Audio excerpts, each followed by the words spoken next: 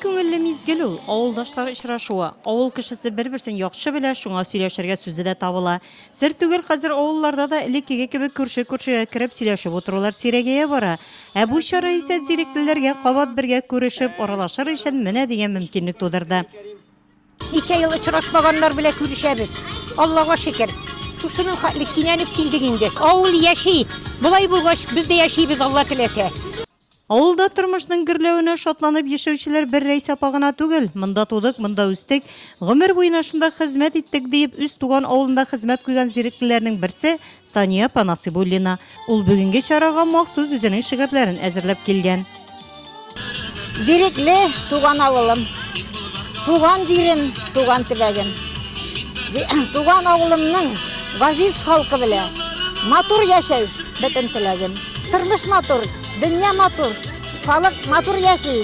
Туган авылны ярату хисе читтә яшәгәннәр күңелендә тагын да ныграк. 35 ел Вологда шәһәрендә яшәгән Динә Юнысова өчен бүгенге очрашу тагын да дулкынландыргыч. Шуның хәлендә күңелле хисләр. Мин монда хәзер бу бәйрәмнәрдә бер 40 ел булган юк иде. Шуның хәлендә күңелле классташларымны күрдем, дусларымны күрдем. Шуның хәле мин шат, шуның хәле рәхмәтле. Зирекле улы Нурлат районы җитәкчеләренә, табиблар, укытучылар һәм башка өлкәләрдә эшләүче зыялыларны шактый биргән төбәк. Ильяс Әхмәтҗанов бүгенге бәйрәмдә зиреклеләрне район җитәкчелеге һәм авылдаш буларак та котлады. Безнең авыл бик матур, чагыштырып карасаң да бик чиста, халыгы да бик күңелле һәм бик тыйнак. Шушы сыйфатларыбыз белән без гел аерылып торабыз. Һәм киләчәктә дә шулай булыр дип, шулай булсын дип теләп каласым килә.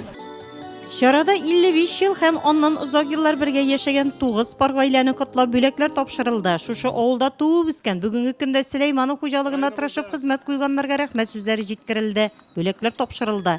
Алар арасында механизаторлар, комбайнчылар, башка һөнәр ияләре бар.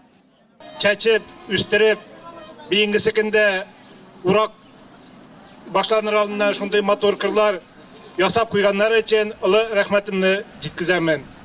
Зирекле авылында 175 хуҗалык, шуларда 214 кеше яши. Быел үзара салым акчасына 500 метр юл салынган, урам яктырткычлар алыштырылган. Проектта бу аны төзекләндерү. Авылда бәйрәм чаралары еш үткәрелә. Җыр-моңга бай төбәк бу. Бу инде безнең авылда күптән бу бәйрәм булганы юк иде.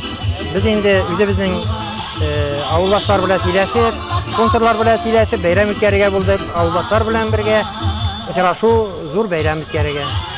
Чарада мәктәпне тәмамлаучылар бүләкләнде. Белем ишеген беренче тапкыр атлап керүчеләр дә игътибарда читтә калмады. Сәүдә рәтләре эшләп торды. Балаларга һәм өлкәннәр өчен уеннар оештырылды. Үзешчән сәнгатьтә катнашучылар матур чыгышлары белән сөендерде. Соңыннан чарага килгән һәркем пылаудан авыз итте.